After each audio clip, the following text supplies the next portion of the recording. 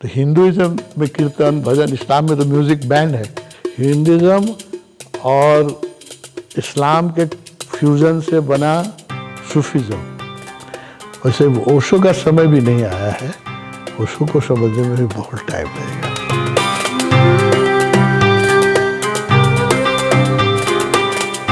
बुद्धि धर्म चाइना गया बुद्ध धर्म लेकर के, तो वहाँ ताओइस्ट थोड़े सा एक छोटा सा कम्युनिटी ताओइस्ट बुद्धि धर्म को उनके साथ फ्यूजन हुआ दोनों का। तो बुद्धिज्म और ताओइज्म के फ्यूजन से एक बहुत अच्छा रिलीजन बना, उसका नाम है ज़ेन। ज़ेन रिलीजन है ना। भगवान ने कहा ना, दो फ्यूजन हुआ, एक जो इस्लाम इंडिया आया तो हिंदुइज्म में कीर्तन भजन, इस्लाम में तो म्यूजिक बैंड है, अब मस्जिद के सामने आप संगीत नहीं बजा सकते, Islam music is banned you know. तो और इंडिया में तो सब कीर्तन भजन सब होता है। तो इस्लाम जब इंडिया आया, उसका जो फ्यूजन हुआ हिंदुइज्म से, तो ये दोनों के फ्यूजन से एक नया धर्म बना, उसका नाम है सूफी।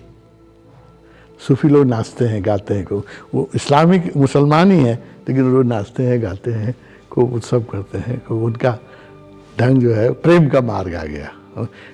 It is fusion between Hinduism and Islam. तो भगवान बोले कि संसार में दो धर्म बहुत सुंदर है। एक सूफी धर्म, भगवान बहुत प्रशंसा करते थे सूफी धर्म की, क्योंकि दो बेस्ट धर्मों का जोड़ है वो। इस्लाम में जो चीज़ें हैं सब उसकी भी ले लिया, और हिंदुइज्म में जो अच्छी चीज़ें उसको लेके जिससे बना है। तो Sufism is very good combination of Hinduism and ये।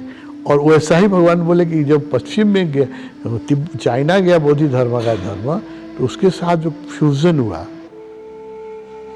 तो ताओइज्म में मेडिटेशन नहीं था, बुद्धिज्म में मेडिटेशन था। तो ज़ेन में क्या हो गया? Silent sitting.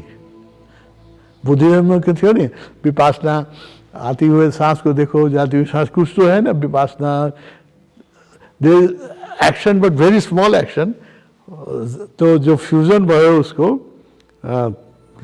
ज़ेन और ताओ और बुद्धिज्म का फ्यूजन हुआ। तो ताओइज्म में मेडिटेशन आया, मेडिटेशन नहीं था ताओइज्म में, मेडिटेशन लेकिन क्या, जस्ट साइलेंट सिटिंग, सांस को भी नहीं देखना है। वो जो जाज़ेन है उसमें आपको सांस को भी नहीं, either you face the wall और वॉल को देखते रहो खाली आँख खोल करके, उससे लोग इनलाइटेंड हुए। Just face the wall, zazen is just face the wall and sit silently and just watch the wall. तो मेडिटेशन आया, बुद्धिज्म का मेडिटेशन और लाओ त्से का जो निष्क्रियता है, डूइंग नथिंग, इसके कॉम्बिनेशन से ये मेडिटेशन बना, ये जाज़ेन, साइलेंट सिटिंग,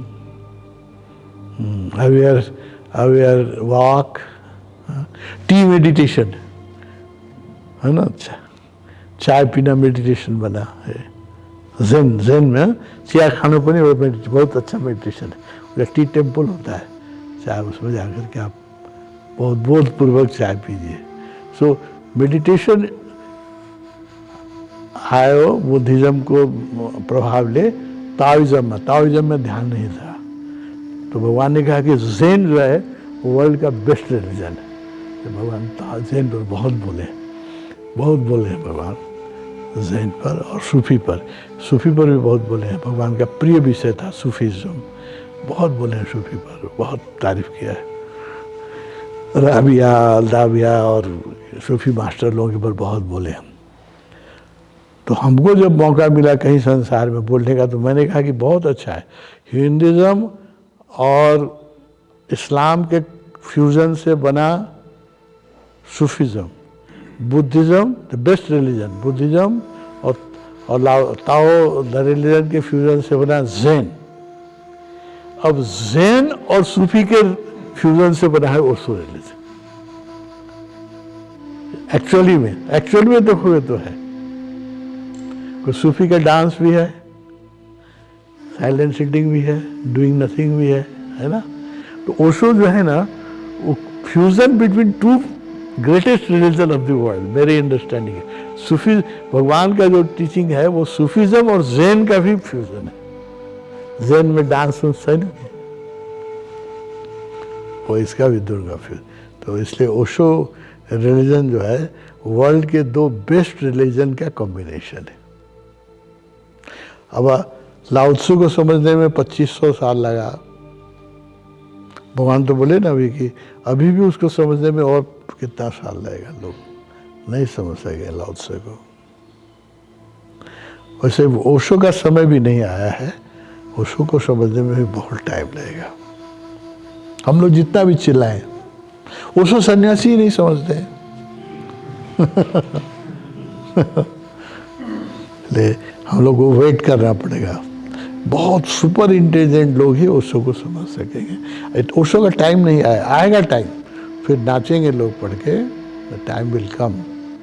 बुद्धिज्म को भी नेपाल में आने में 2500 साल लगा, इंडिया में आने में भी 2500 साल लगा। 100 साल पहले तक बुद्धिज्म इंडिया में भी नहीं था, नेपाल में भी नहीं था। 2500 साल बाद ओशो को आने में भी टाइम लगेगा। जैसे तिब्बत से बुद्धिज्म आया फिर नेपाल और इंडिया, ऐसे ही नेपाल से जाएगा किसी दिन ओशो, फिर टीचिंग सारी दुनिया में जाएगा। उस नेपाल से ही जाएगा, नेपाल ही इसको बचाएगा, नेपाल से ही जाएगा।